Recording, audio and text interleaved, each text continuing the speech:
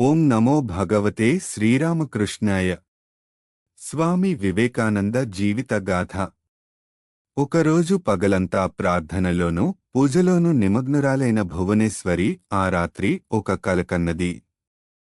ఆ కలలో శివుడు నుండి ప్రకాశవంతమైన కాంతి వెలువడి భువనేశ్వరిని ఆవరించింది.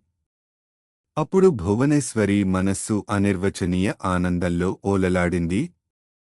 ఆ సమయంలో పరమశివుడు ధ్యానం చాలించి లేచి ఒక మగపిల్లవాడుగా మారిపోయాడు. సాక్షాత్తు ఆ భగవంతుడు నాకు కుమారునిగా జన్మించబోతున్నాడా?